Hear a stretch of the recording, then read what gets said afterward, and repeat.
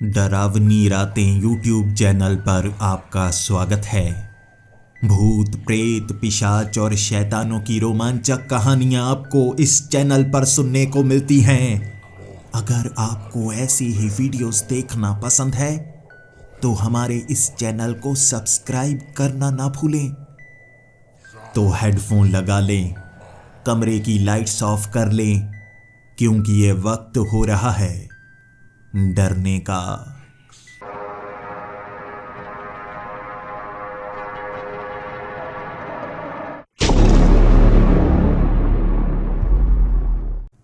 सात साल पहले मैं इटली आया था और एक जिद में आया था कि मैं भारत में नहीं रहना चाहता।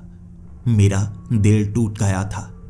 एक लड़की से मैं बहुत ज्यादा प्यार किया करता था, उसके लिए कुछ भी कर सकता था।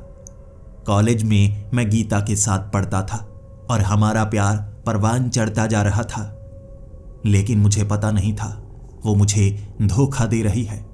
उसका एक बॉयफ्रेंड और था और जब मुझे इस बात का पता लगा मैं उसके सामने गया था कहने के लिए कि देखो तुम मुझे धोखा दे रही हो, मैं मर जाऊंगा। और उसने जवाब दिया था, ये तो मेरे लिए और भी ज़्यादा अच्छा होगा। तुम मर जाओगे तो काम आसान हो जाएगा ना, वैसे भी वो तुमसे ज़्यादा अमीर है। उस दिन समझ में आया था, चाहे जो हो जाए, अगर आपको प्यार पाना है आपको रुपए कमाने होंगे। लेकिन सच धीरे धीरे समझ में आता ही चला जाता है। प्यार जब दूर होता है, दिल आपका टूट जाता है, आप मजबूत होने लगते हैं। मैं मजबूत भी होता जा रहा था, इसी के साथ कमजोर भी होता जा रहा था। बाहर से दिखने में मैं मजबूत था, अंदर से दिखने में मैं बहुत ज्यादा कमजोर हो चुका था। कभी किसी से झगड़ा मोल लेना, कभी पड़ोसियों से लड़ना, कभी कॉलेज में लड़ाई करके जेल तक पहुंच जाना, हर रोज का काम हो गया था। और मेरे पिता ने कहा था, तुम अपनी जिंदगी को बर्बाद कर रहे हो। मैंने अपने पिता को कहा था, आखिर मैंने इस दुनिया का क्या बिगाड़ा है, मुझे मेरा प्यार क्यों नहीं मिला। मेरे पिता समझ चुके थे, जब तक मैं यहां पर रहूंगा गीता मेरी आंखों के सामने कभी ना कभी आती रहेगी और मैं फिर से उसी जगह पहुंच जाऊंगा। ऐसा दिल टूटा था मेरा, ऐसा दिल टूटा था मेरा कि मुझे लग रहा था कभी ना कभी जिंदगी में गीता वापस जरूर आ जाएगी और मैं माफ कर दूंगा उसे। लेकिन मेरे पिता ने मुझे इटली भेज दिया। मैंने भी जिद की थी कि वहां पर अपनी जिंदगी को बर्बाद कर लूंगा। इटली आने के बाद मैं कॉलेज में पढ़ भी रहा था। इसी के साथ ऐसे दोस्त बनाए थे जो बिल्कुल मेरे जैसे थे। उनके भी दिल टूट चुके थे और हम पूरा दिन शराब पिया करते। कॉलेज में भी बियर की बोतल लेकर जाया करते। लेकिन तब मेरा सामना एक ऐसी लड़की से हुआ था जो मेरे जैसी ही जिद्दी थी, गार्सिया, जो कि मैक्सिको से यहां पर आई थी। वो अलग देश की थी, मैं अलग देश का था। मेरी आदतें अलग थीं, उसकी आदतें अलग थीं, लेकिन फिर भी हम में एक चीज बिल्कुल एक जैसी ही थी। वो थी हम दोनों का दिल टूटा हुआ था। मेरे साथ आकर वो बैठ जाती। बियर की बोतल मैं अपने बैग से निकाल ही नहीं पाता और जैसे उसे पता था कि मेरे साथ कुछ बुरा हुआ है। अपनी आप बीती उसने मुझे बताई थी और जब वो बता रही उसकी आंखों में आंसू थे और उसकी आंखों के वो आंसू देखकर मैं भी खुद को रोक नहीं पाया। अपनी पूरी आप बीती उसे बता डाली। मैं उसे कहा करता था, मेरा दिल ऐसा टूटा है दोबारा कभी किसी से प्यार नहीं कर पाऊंगा। हर रोज वो मेरे साथ बैठती। उसके बाद जब कॉलेज खत्म होता मुझे मेरे घर तक छोड़ने के लिए आती। धीरे धीरे मेरे बाकी सब दोस्त मुझसे दूर होने लगे और सिर्फ वही मेरी दोस्त बची थी। कैसे दोस्ती प्यार में बदलती है मुझे वहां पता लगा था। वो हर रोज मुझे घर छोड़ने के लिए आती, मुझसे बातें किया करती। मुझे समझ में ही नहीं आया मेरे दिल में जो जगह गीता के लिए थी वो कब गार्सिया के लिए रह गई।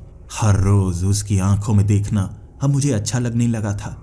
बिल्कुल मेरे जैसी ही तो थी वो दोस्ती प्यार में बदल गई जब उसने भी अपने दिल की बात मुझे बताई और मैं तो पहले से ये बात उसे बताना चाहता था। बस हमारा प्यार कभी टूटे ना। वादा किया था मैंने उससे कि मैं तुम्हारा दिल कभी नहीं तोड़ूंगा, भले ही मैं मर जाऊं, लेकिन तुम्हारा दिल कभी नहीं तोड़ूंगा, कभी धोखा नहीं दूंगा। और यही वादा उसने किया था। मुझे ये तक कहा था, अगर तुम्हें लगे कि मैं तुम्हें धोखा दे रही हूं, तुम्हें आज़ादी है, मुझे मार देना। पहले मैं मजबूर सा, रोता हुआ एक बच्चा सा था, अब मैं मजबूत आशिक बन गया था। उसके साथ हमेशा समय बिताया करता, खुश रहा करता। दोबारा मुझे अपनी जिंदगी हसीन लगने लगी थी। पहले तो अच्छी चीजें भी बुरी लगा करती थी और अब वो बुरी घटिया चीजें भी अच्छी लगने लगी थी। दोबारा जिंदगी में बाहर आ गई थी। और फोन पर अपने पिता को जब मैंने गार्सिया से मिलवाया था, मेरी जबान कांप रही थी। मुझे नहीं पता था मेरे पिता क्या कहेंगे, लेकिन मेरा मुस्कुराता हुआ चेहरा देखकर मेरे पिता ने कहा था, अगर तुम खुश हो तो हम भी खुश हैं। बस यही बात थी जिसने मेरी जिंदगी दोबारा एक फूल की तरह खिला कर रखती थी। 6 महीने हम एक साथ रहे थे और उसके बाद मैंने गार्सिया को कहा था, तुम मेरे घर क्यों नहीं आ जाती? हम इकट्ठे रहते हैं ना, वैसे भी हम अब दूर रह नहीं पाएंगे। और तुम कह रही हो शादी तुम इतनी जल्दी करना नहीं चाहती, लेकिन तुम्हारे बिना मैं रह नहीं पाता, तो हम लिविंग में रह सकते हैं। गार्सिया ने कहा था, मैं तुम्हें पता है कितने यूरोस जोड़ रही हूं घर लेने के लिए, बस एक छोटा सा सरप्राइज था तुम्हारे लिए और तुमने जैसे वो सरप्राइज खराब कर दिया। उसके 1 महीने बाद हम दोनों ने मिलकर एक घर लिया था। वो घर को देखकर कितनी ज्यादा खुशी हुआ करती थी। वहां दरवाजे के सामने से निकलना जब पेपर वर्क चल रहा था, बस ऐसा लगा करता था ये घर में हम पहुंच जाएं, उसके बाद ये नई जिंदगी की शुरुआत होगी। एक दिन आया भी जब उस घर का दरवाजा खोला था, मुझे ऐसा लगा था जैसे जन्मों जन्मों से इस घर से मेरा कोई रिश्ता हो। दरवाजा खोलकर बाहों में बाहें डाल हम वहीं पर निहारे जा रहे थे उन दीवारों को, उन दीवारों पर लगी हुई वो छोटी छोटी पेंटिंग्स, वो पुराने वाला टेबल। यह घर को काफ़ी सस्ते में खरीद लिया था और अब यहीं पर पूरी जिंदगी हम बिताएंगे। जब बुढ़ापा आएगा यहीं इन्हीं कुर्सियों पर बैठे होंगे। ऐसी बातें हम किए जा रहे थे और अगले 15 दिनों तक सच में वहाँ स्वर्ग का एहसास हुआ था। मुझे तो अपने परिवार के भविष्य के सपने तक आने लगे थे। मैंने गार्सिया को कहा था, मुझे कम से कम 5 बच्चे चाहिए, मैं कम बच्चों से गुजारा नहीं कर सकता। मैं पूरी जिंदगी अपने उन बच्चों के साथ बातें करते रहना चाहूँगा और मैं चाहूँगा मेरे आसपास भीड़ लगी रहे। 5 बच्चे होंगे और मैं हर बच्चे को कहूँगा तुम्हारे भी आगे 5 ही बच्चे होने चाहिए। इस तरह से उनके आगे जब 25 बच्चे होंगे मैं बहुत ज़्यादा खुश हो जाऊँगा। ऐसी बचकानी सी बातें हम दोनों किया करते। लेकिन एक रात जब उसी कुर्सी पर बैठे हुए हम आपस में बात कर रहे थे, यहाँ पर कभी लाइट नहीं जाती, लेकिन अगर ऐसा पावर आउटेज हो तो यानी पूरी रात लाइट आने वाली नहीं। और हमने तो तैयारी भी नहीं की थी, कभी सोचा तक नहीं था कि हमें कैंडल्स रखनी चाहिए। यह बड़ा घर था, यहाँ 7 कमरे थे। पहले फ्लोर पर 5 और दूसरे फ्लोर पर 2 कमरे, नीचे एक तहखाना भी था। उस बेसमेंट में पुराना सामान रखा था। जो यहाँ पुराने मकान मालिक थे उन्होंने अपना सामान वैसा का वैसा ही छोड़ दिया था और हमने भी नया खरीदा सामान जो ऊपर हम रखना नहीं चाहते थे उसे बेसमेंट में रखा था। अब लाइट जा चुकी थी। हमारे पास एक छोटी सी टॉर्च थी और मैंने गार्सिया को कहा, ऐसा करते हैं नीचे बेसमेंट में जाकर ना मोमबत्तियां ढूंढने की कोशिश करते हैं, अब और कोई रास्ता तो नजर नहीं आ रहा। गार्सिया ने कहा, चलो चलो फिर नीचे जाकर मोमबत्ती लेकर आते हैं और आज हम कैंडल लाइट डिनर करेंगे। देखो कितना रोमांटिक सा माहौल भगवान ने खुद ही बना दिया है। हम दोनों एक दूसरे का हाथ पकड़कर जब उन सीढ़ियों से नीचे जा रहे थे, हमें फिल्मों की याद आ रही थी। फिल्मों में ऐसे ही बेसमेंट में जब लाइट चली जाती है तो कोई ना कोई भूत नजर आता है। ये बातें गार्सिया कर रही थी, मुझे नहीं पता मुझे डराने के लिए, लेकिन बीच बीच में जब उसकी हंसी की आवाज़ आती मैं समझ गया था वो मुझे डरा रही है। उसे भूतों से डर नहीं लगता था। गार्सिया का मानना था कि भूत प्रेत नहीं होते, बल्कि ये मरे हुए लोगों की आत्माएं हो सकती हैं जो बस हमसे मदद मांगती हैं। सीढ़ियों से नीचे उतरने के बाद रोशनी में तो यहां रखा सामान ठीक ठाक ही लग रहा था, लेकिन अंधेरे में हर चीज की एक अलग सी परछाई बनती है। कुछ साधारण बनती है तो कुछ बेहद भयानक बनती है, और उन परछाइयों को देख देख कर मुझे तो काफी ज्यादा डर लग रहा था। मोमबत्तियों को ढूंढने के लिए गए थे हम, एक एक करके सामान को हिलाते जा रहे थे, लेकिन काम की चीज कोई मिल नहीं पा रही थी। वो रैक, वो बक्से हम हटाते गए, तभी पीछे लकड़ी का एक फट्टा सा नजर आया।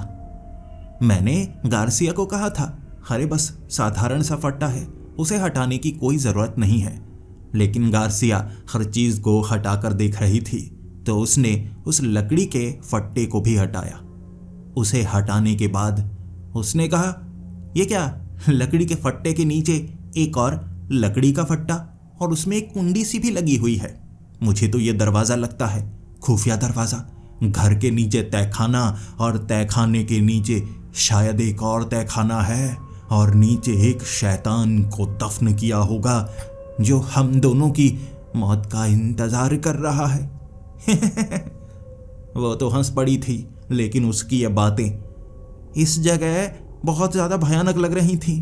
मैंने उसे कहा, गार्सिया छोड़ो ना, हमें ऐसे बक्से को नहीं ढूंढना चाहिए।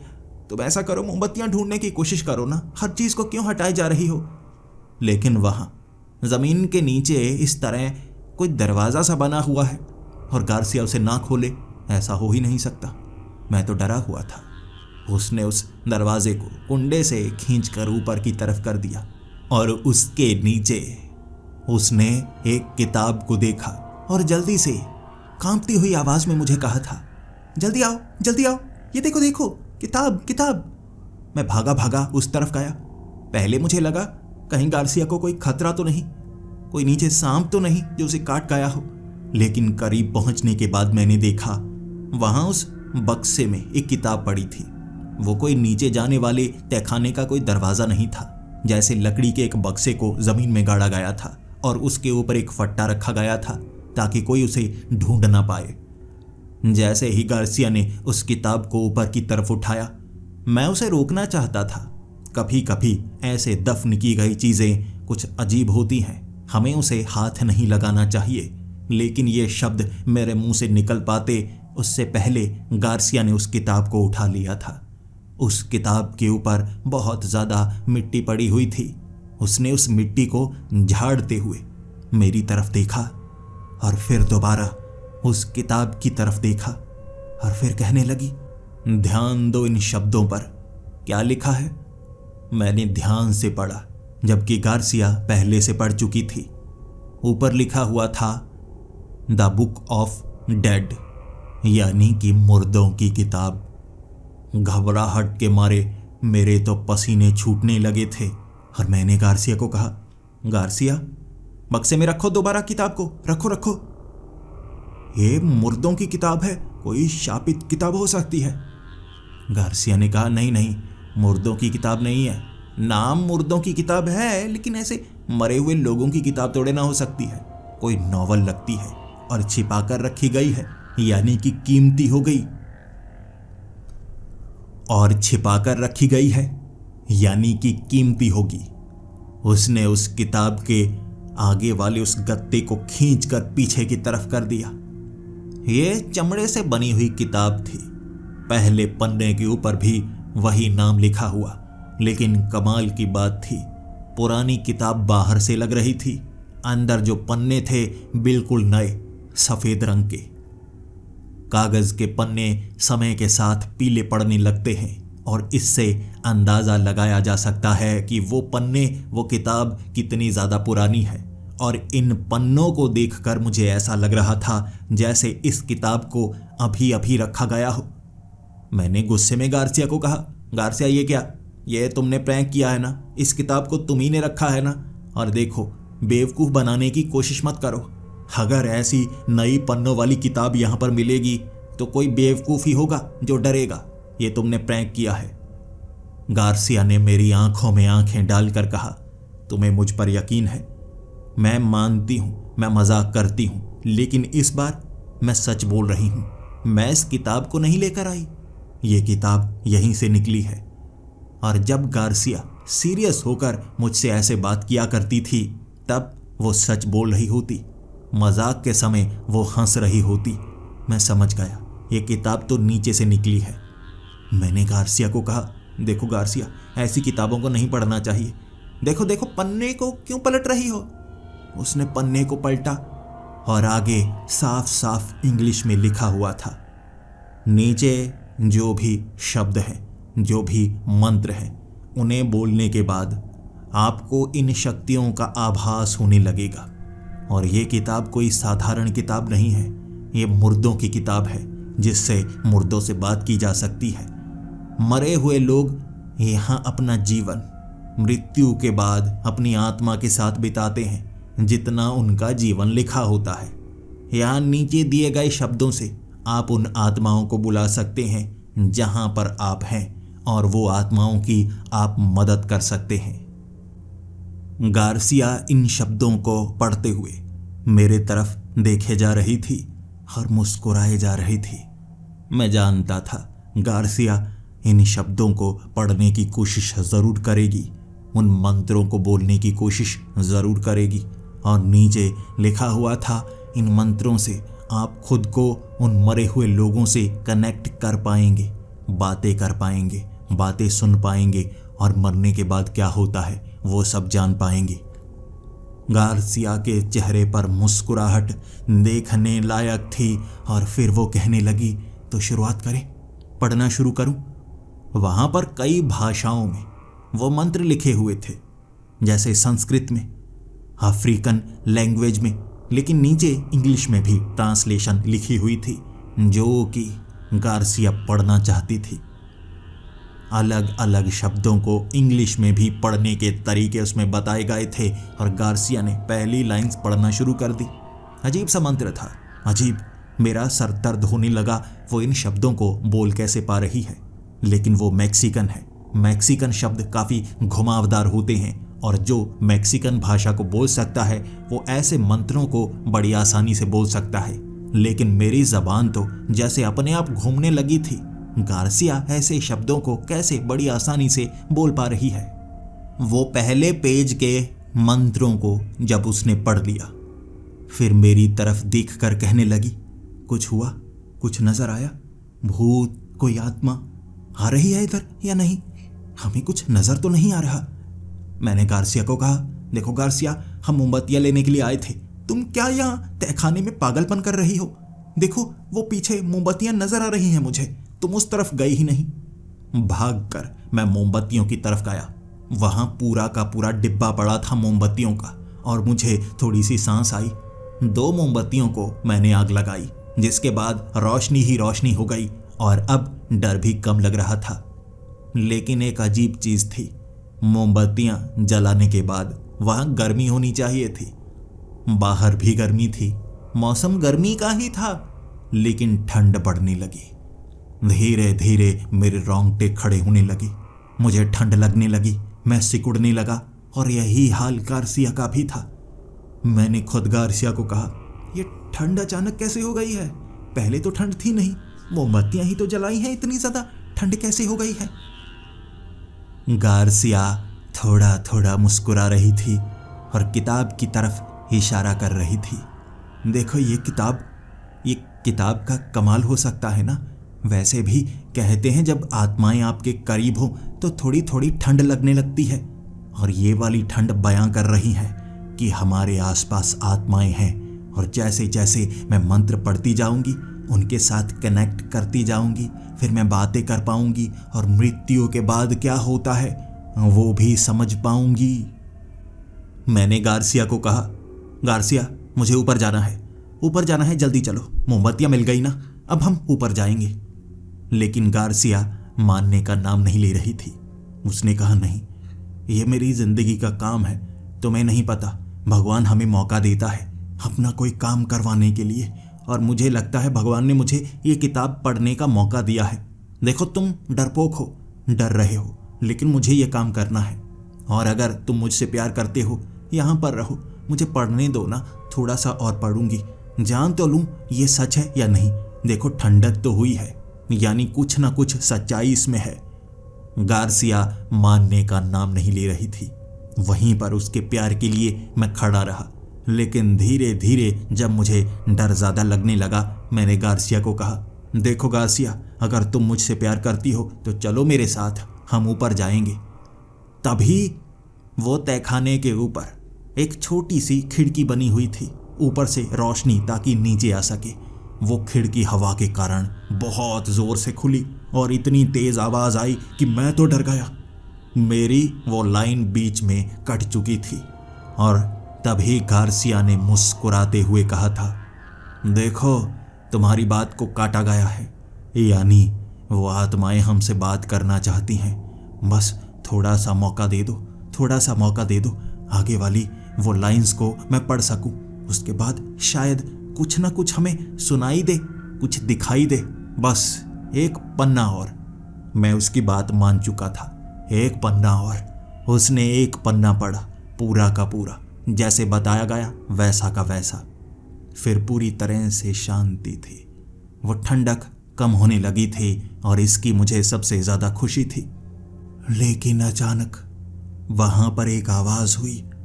पहले तो मुझे लगा जैसे किसी चूहे ने ये आवाज़ निकाली हो, लेकिन फिर साफ साफ वो आवाज़ थी, क्या तुम मुझे सुन सकती हो?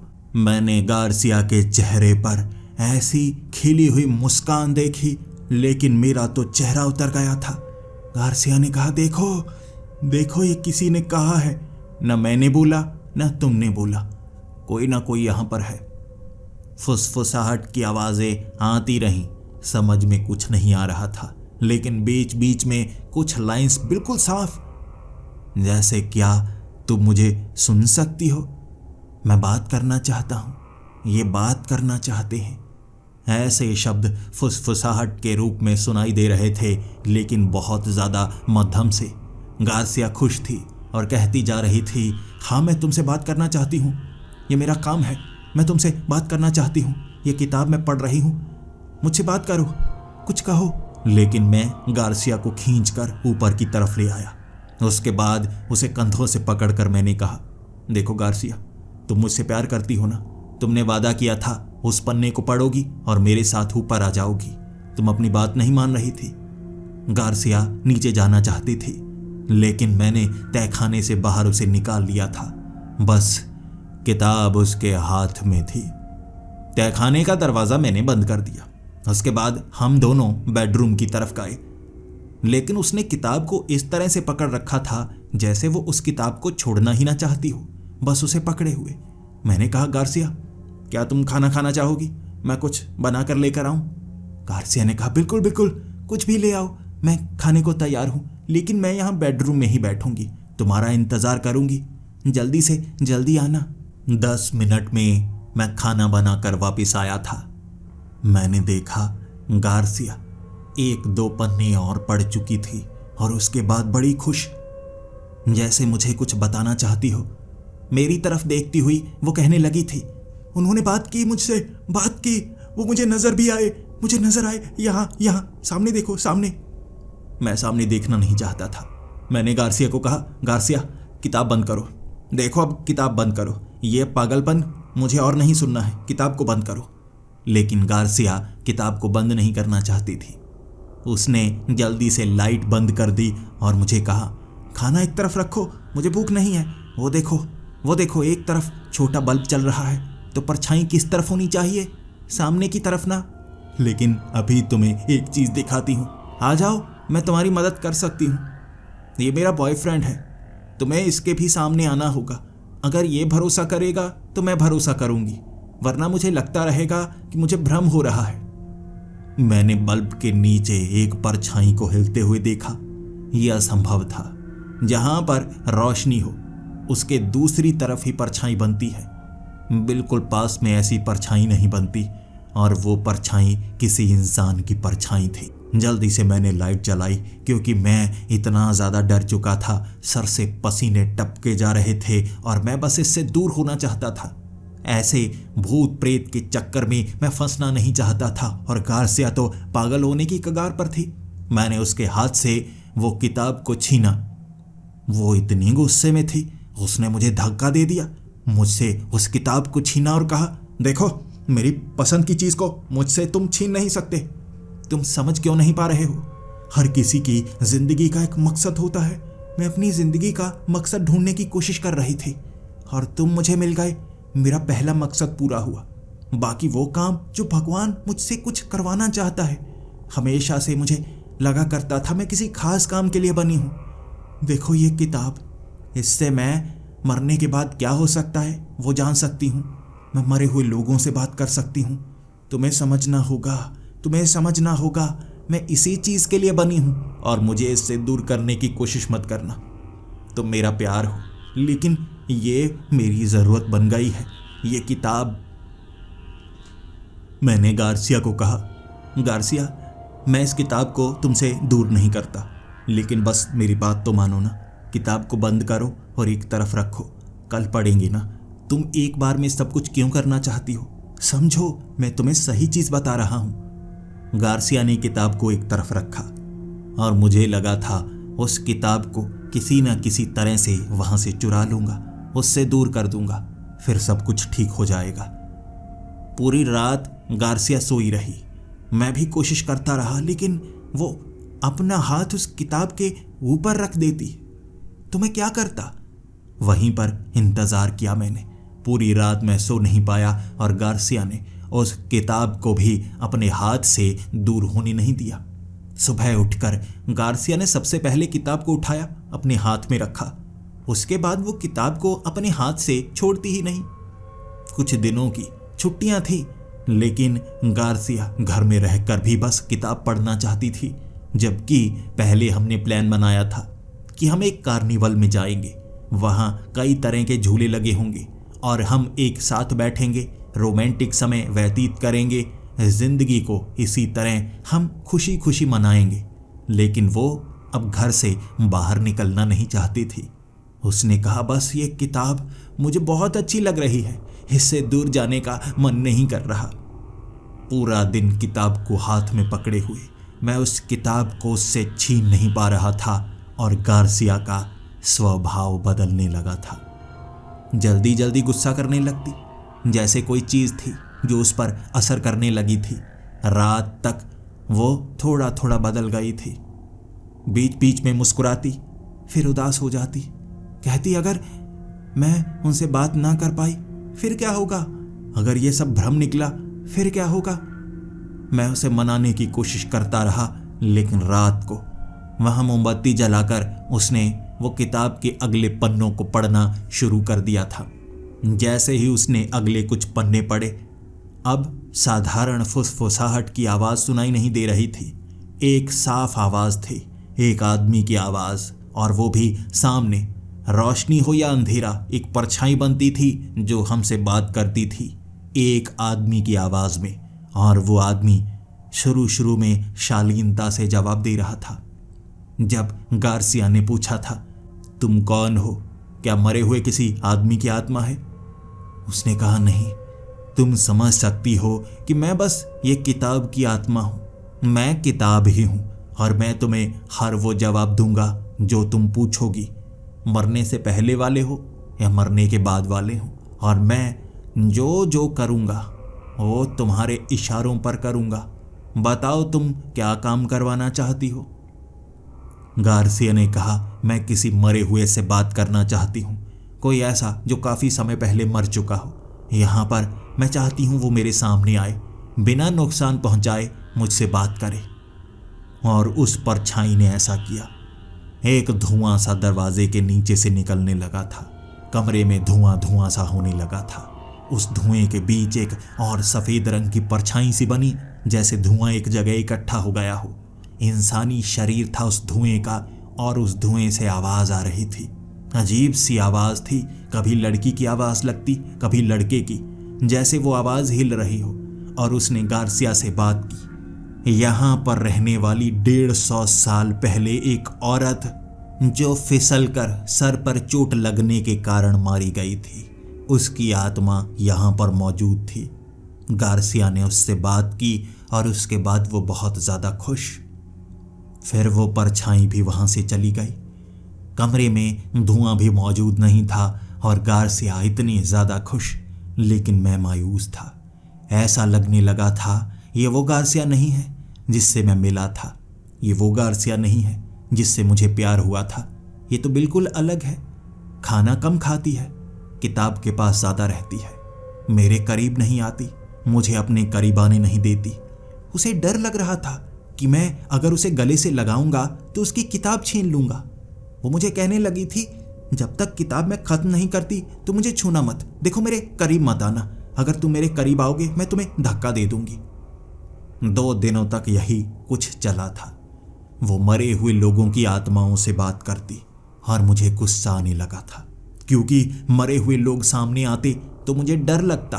और वो जो परछाई थी ना, पहले गुलामों की तरह बात करता था कि तुम जो भी कहोगी मैं वो बात मानूंगा, लेकिन अब वो कहता तुम मेरी बात मानो। तुम्हें एक आत्मा को यहाँ नहीं बुलाना चाहिए, किसी ऐसे को बुलाना चाहिए जो तुम्हारा काम कर सके। मैं किसी आत्मा को नहीं लेकर आऊँगा, अब कोई बड़ी शक्ति लेकर आऊँगा, शैतानी शक्ति, लेकिन तुम्हें नुकसान नहीं पहुँचाएगी, मेरा वादा। वो जिद्दी होने लगा था। गार्सिया कहती ये तो अच्छा है। गार्सिया मुझसे दूर और उसके करीब होने लगी थी। मुझे बहुत ज़्यादा गुस्सा आ गया। मुझे लगा मुझे कुछ करना होगा। इसीलिए उस रात जब मैं खाना बनाने के लिए गया था ना, मैंने सोचा हुआ था किचन में किताब छीन लूँगा, किताब छीनकर बाहर भागूंगा और जला दूंगा। लेकिन जैसे ही मैं कमरे में पहुंचा, वहाँ कोई परछाई नहीं थी। गार्सिया पीठ के बल हवा में उड़ रही थी, जैसे किसी ने उसे हवा में उठाया हुआ हो। हवा में उड़ते हुए गार्सिया को देखा मैंने, खींचने की कोशिश की, उसकी आंखें सफ़ेद हो चुकी थीं। ऐसा लग रहा था जैसे कोई प्रेत आत्मा उसके शरीर के अंदर हो। खींचकर मैंने उसे नीचे बेड पर गिराया, जिसके बाद गार्सिया उठकर मुस्कुराई, लेकिन फिर गुस्से में आई। कहने लगी, मुझे हिलाया क्यों? मुझे खींचना नहीं था, मुझे खींचना नहीं था। मैं इस दुनिया के पार, वो जो मरे हुए लोगों की दुनिया है, मैं वहाँ पर थी। मेरी आत्मा शरीर से बाहर निकल चुकी थी। तुमने मुझे खींचा, मैं वापस आ गई। मुझे जाने दो, मुझे वापस जाने दो। तब मुझे लगा इससे पहले कि देर हो जाए मुझे कुछ करना होगा। मुझे लगा वो पागल हो जाएगी। मैंने उसके हाथ से वो किताब छीन ली। मैं उस किताब को लेकर बाहर जाना चाहता था, इससे पहले उसने मुझे पीठ से पकड़ा, हवा में उठा डाला था। बहुत ज़्यादा ताकतवर थी वो, बहुत ज़्यादा। लेकिन इतनी ज़्यादा ताकत उसके पास कैसे आई? पहले तो कमज़ोर हुआ करती थी। मेरे हाथ से उसने किताब छीन ली थी, मेरी बाजू को मरोड़ डाला था, मेरी बाजू दर्द करने लगी और उसने गुस्से में मुझे कहा था, मेरी ये किताब अगर मुझसे दूर ले जाने की कोशिश करोगे मैं कुछ बुरा कर सकती हूँ, ये कोशिश मत करना, ये कोशिश मत करना। मुझे अब गार्सिया से डर लगने लगा था। क्या कोई इस तरह से बदल सकता है? अगले दिन जब गार्सिया सो रही थी आधी रात को, मैंने उसके हाथ से वो किताब को छीना। उसके बाद मैं बाहर वाली चिमनी तक पहुंच गया। उसे पता नहीं लगा था, क्योंकि मैंने उसे नींद की गोलियां दूध में डालकर पिला डाली थी। मैं उस किताब को चिमनी में लेकर गया, आग जलाई और उस किताब के पन्नों को फाड़ने की कोशिश की। वो पन्ने फटते नहीं थे। किताब को जलाने की कोशिश की, वो किताब जलती नहीं थी। ना उस किताब को काटा जा सकता था, ना जलाया जा सकता था, ना फाड़ा जा सकता था। तो मैं उस किताब को लेकर गया दूर, घर से बहुत दूर, और वहाँ मिट्टी में मैंने उस किताब को दफना दिया। अब ये राज मेरे दिमाग में रहेगा और मैं कभी गार्सिया को बताऊंगा नहीं, चाहे जो हो जाए। अगर मुझे अपने प्यार को बचाना है, मुझे ये राज अपने दिल में हमेशा के लिए दफन करना होगा। मैं वापस आ गया और गार्सिया उठी तक नहीं थी। जब सुबह मेरी नींद खुली, गार्सिया किचन में थी, खाना बना रही थी। मैं जल्दी से उठकर उसके पास गया, उसकी गाल पर किस किया और उसके बाद में कहने लगा, आज तुम काफ़ी खुश लग रही हो, क्या हुआ? आज कोई खास दिन है? मैं उसे कल का याद दिलाना नहीं चाहता था, लेकिन उसके एक हाथ में किताब थी और दूसरे हाथ में चाकू। वो एक हाथ से काम कर रही थी, लेकिन किताब को उसने छोड़ा नहीं। मैं घबरा गया। मैंने कहा, अरे गार्सिया, ये किताब हाथ में कैसे आ गई? वहीं रखी थी, मुझे लगा रात को गिर गई थी ना। गार्सिया ने कहा, नहीं, ये तो वहीं थी, मैं अपने पास ही रखती हूँ, किताब गिर नहीं सकती, ये किताब हमेशा मेरे पास ही रहती है। तब मुझे लगा था ये कोई घिनौनी सी किताब है जो अब गार्सिया से दूर नहीं जाने वाली, और गार्सिया ने मेरे पहले सवाल का जवाब भी दिया था। आज मैं उन आखिरी पन्नों तक जाने वाली हूँ जिसमें लिखा है कि अब तुम अपनी आत्मा को दूसरी दुनिया तक पहुँचा पाओगे। मरने के बाद के वो सभी अनुभव जिंदा होते हुए तुम कर पाओगे। हर मरा हुआ इंसान नजर आ सकता है, उसकी शक्तियों को करीब लाया जा सकता है। वो अंतिम शब्द, वो अंतिम पन्ने, वो अंतिम मंत्र, आज रात मैं उसका अनुभव करना चाहती हूँ। वो रात बहुत ज़्यादा भयानक होने वाली थी। उस रात गार्सिया ने वहीं बेसमेंट में बहुत ज़्यादा मोमबत्तियाँ लगाई थी। मुझे भी अपने साथ ले गई और वो उन अंतिम पन्नों को पढ़ने लगी। एक एक करके उसने उन पूरे पन्नों को पढ़ा और फिर कहने लगी, अब मैं अपनी आत्मा को उस तरफ जाने के लिए आज़ादी देती हूँ। लेकिन कुछ नहीं हुआ। कुछ समय बाद उसने दोबारा उन पन्नों को पढ़ा और फिर कुछ नहीं हुआ। सामने से वो काले रंग की परछाई, वही आदमी फिर से प्रकट हुआ। दीवार पर बनी हुई वो परछाई बात कर सकती थी। वो इस किताब का हिस्सा था, इसका रक्षक, और जो भी इन पन्नों को पढ़ता, इन शब्दों को पढ़ता, वो उसे रास्ता दिखाता, और जैसे वही गार्सिया पर हावी भी हो रहा था। उसने गार्सिया को कहा था, इन शब्दों का कोई अर्थ नहीं है, ये शब्द तभी काम करेंगे अगर तुम किसी को कुर्बान करोगी। गार्सिया ने कहा, मेरे पास कुर्बान करने के लिए कुछ नहीं है। उसने कहा, तुम्हें शब्द ध्यान से सुनने चाहिए। ये शब्द, ये मंत्र तभी काम करेंगे जब तुम किसी को कुर्बान करोगी। गार्सिया घबरा गई। गार्सिया ने कहा, कुर्बान? मैं किसे कुर्बान करूं? तब उसने कहा, तुम्हें अपने साथी की कुर्बानी देनी होगी। अगर तुम अपने साथी की कुर्बानी यहाँ पर देती हो, यानी तुम्हारी आत्मा शुद्ध हो जाएगी। तुम्हारे साथ है ना ये, तुम्हारा प्यार। अगर तुम्हारे प्यार को तुम यहाँ कुर्बान कर दोगी तो तुम्हारी आत्मा को आज़ादी मिल जाएगी। मैं उठकर खड़ा हो गया था। मैंने कहा, गार्सिया, छोड़ो इसे, ये मुझे मारने को कह रहा है। गार्सिया ने मेरी कलाई पकड़ी हुई थी। आंखों में आंसू थे उसके, आंखों में आंसू। फिर कहने लगी थी, मैं तुमसे बहुत ज़्यादा प्यार करती हूँ, मैं तुम्हें कुर्बान नहीं कर सकती। मैंने कहा, गार्सिया, तो चलो यहाँ से चलो, इस किताब को छोड़ दो यहीं पर। गार्सिया ने कहा, नहीं, यह मेरी ज़िंदगी का मकसद है, यही मेरी ज़िंदगी का मकसद है। इंसानों के उद्धार के लिए ही शायद मेरा जन्म हुआ है। ये मंत्र तो मुझे पूरे पढ़ने होंगे। मुझे माफ़ करना, मुझे तुम्हारी कुर्बानी तो देनी होगी, यही काम है मेरा। मैं मजबूर हूँ, मैं तुमसे प्यार करती हूँ, लेकिन कुर्बानी देनी होगी। तब गार्सिया ने वो किताब मेरे हाथ में रखी और सामने से उस परछाई ने कहा, 1 घंटा है इसके पास, 1 घंटे बाद आधी रात का वक्त होगा और कुर्बानी आधी रात को ही दी जा सकती है। गार्सिया दरवाजे पर खड़ी हो गई थी, कह रही थी, तुम बाहर नहीं जा सकते, 1 घंटे बाद तुम्हारी कुर्बानी होगी। मैं अपना प्यार खुद से दूर नहीं कर पाऊंगी, क्योंकि सामने से उस परछाई ने कहा है कि तुम मर भी जाओगे लेकिन तुम्हारी आत्मा मेरे साथ रहेगी। मेरी आत्मा शरीर से बाहर निकलेगी और आत्माओं का मिलन होगा। शरीर की कुर्बानी है, सिर्फ शरीर की। मुझे लगा था मौत बेहद करीब है। ये किताब ने गार्सिया के दिमाग पर असर कर दिया है। गार्सिया को मनाने की कोशिशें मेरी नाकाम होती जा रही थी, वो मान नहीं रही थी।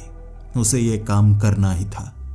मैंने अपने प्यार को याद दिलाया, लेकिन कुछ था जो उस पर हावी था।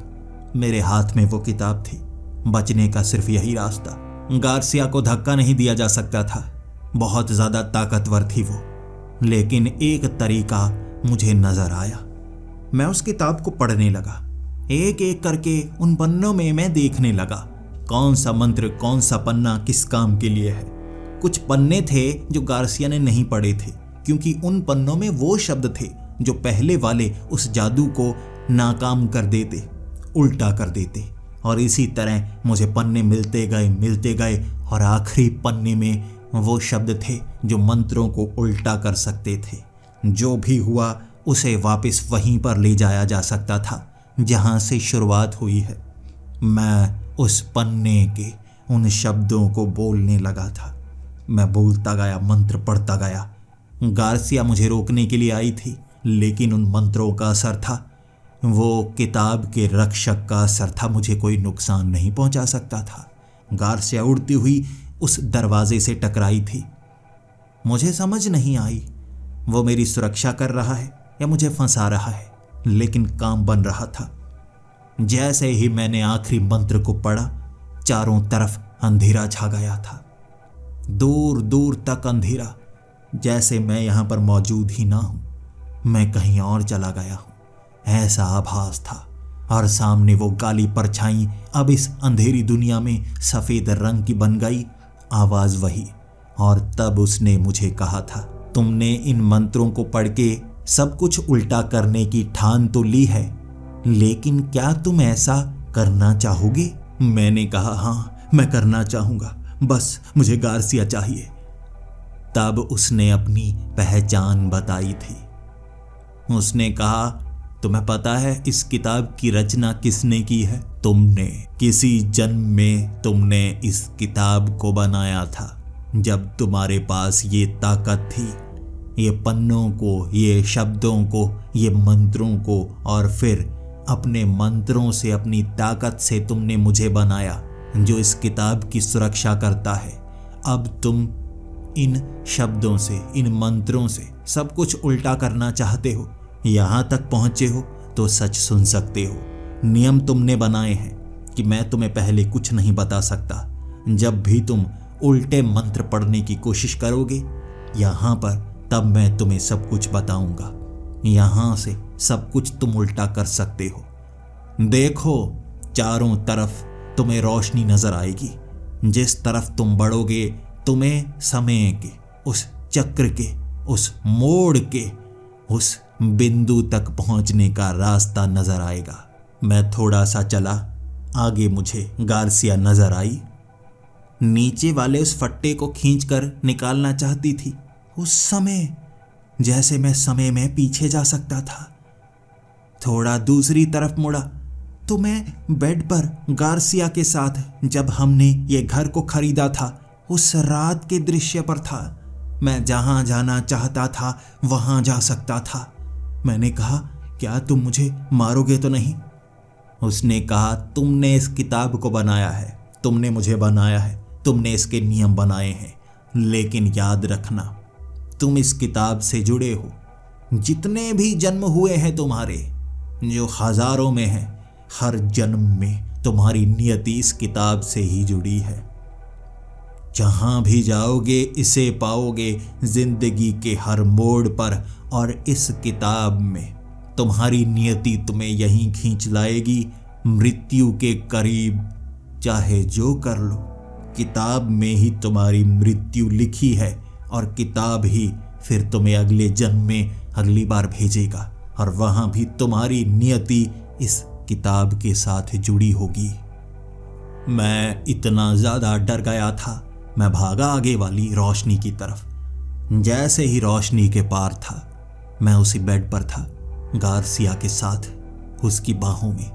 वो सो चुकी थी, लेकिन मेरी तो नींद उड़ी हुई थी। जल्दी से मैं चीजों को देखने लगा, हर तरफ की वो चीजें। ऐसा लग रहा था जैसे पहले वाली हो, कुछ भी टूटा नहीं था। वो नई लाई हुई चीजें वहां मौजूद नहीं थी। वहां रखी अखबार, मैं समय में पीछे जा चुका था जब वो किताब मिली ही नहीं। गार्सिया सोई थी। मैं भागा बेसमेंट की तरफ। दरवाज़ा खोलकर मैं नीचे पहुंच चुका था और उस टॉर्च से रोशनी मारते हुए मैंने वो फट्टे को देखा था। मेरे चेहरे पर मुस्कुराहट थी। मैं फट्टे को हटाकर किताब को ऐसी जगह छिपाऊंगा जहां से कोई ढूंढ ना पाए। लेकिन जैसे ही मैंने उस फट्टे को हटाया, नीचे कोई लकड़ी का बक्सा नहीं था, जैसे साधारण मिट्टी। वहां वो बक्सा था ही नहीं और इस चीज ने मुझे सबसे ज्यादा डराया था। क्या वो एक सपना था जो मैं ले रहा था, या एक सच्चाई और मैं समय में पीछे आ गया? लेकिन मेरी नियति उस किताब से जुड़ी है। मैं उस किताब के चंगुल में फंसूंगा, शायद किसी और रूप में। ये सच है या नहीं मैं नहीं जानता, लेकिन मैं गार्सिया के साथ अपनी जिंदगी बिताना चाहता था और पता नहीं क्यों मुझे अपनी नियति से डर लगता रहा। आगे आने वाले कुछ दिनों तक मेरे चेहरे पर मुस्कुराहट नहीं होती। गार्सिया मुझसे जवाब जानना चाहती थी। क्या हुआ है? मैं बदल क्यों गया हूं? मुझे जैसे उससे जुड़ाव नहीं हो पा रहा था। मैं बदल गया था। मौत का डर आपको बदलने पर मजबूर कर देता है और कहते हैं किसी जन्म की गलतियां आपको हर जन्म में सजा देती हैं। मैं गवाह हूं, इसका गवाह हूं। अगर कोई भी गलती करता है, मैं कहूंगा ध्यान रखना, हर जन्म में सजा मिलेगी, हर जन्म में, जैसे मुझे अब भी मिलने वाली थी। मैं गार्सिया के साथ 6 महीने रहा और गार्सिया ने 6 महीने बाद मुझे अपने मैक्सिको के गांव में जाने का मौका दिया था। मैं डरा डरा सा रहता था। वहां गार्सिया ने दिखाया था वो बक्सा जो कब से उनके परिवार के साथ चला आ रहा है, और उस बक्से में है एक किताब जो उसके परिवार के सदस्य पढ़ते हैं तभी उनका रिश्ता माना जाता है। मैं वो किताब पढ़ूंगी। अगर तुम भी मेरे साथ किताब पढ़ोगे तो तुम मेरे पति बनोगे, वरना मेरे परिवार वाले मुझे तुम्हारे साथ कभी रहने नहीं देंगे। बस ये छोटा सा काम कर दो, उसके सिवा मैं अपने पूरे परिवार वालों से लड़ सकती हूँ। लेकिन ये 10 रातों का काम होगा। हमें एक कमरे में छोड़ दिया जाएगा, बस किताब के पन्ने ही तो पढ़ने हैं। मैं गार्सिया की आंखों में देख पा रहा था। मुझे मेरी नियति खींचकर जैसे वहीं पर ले आई थी। कैसे चक्रव्यूह में मैं था, जहां घूम फिर कर वहीं आ जाता हूं। क्या बच पाऊंगा? क्या बदल पाऊंगा? क्या जी पाऊंगा? आज भी उस सवाल का जवाब जानना चाहता हूं। कहाँ हूं मैं, सत्य में या भ्रम में? मुझे कोई जवाब दे सकता है?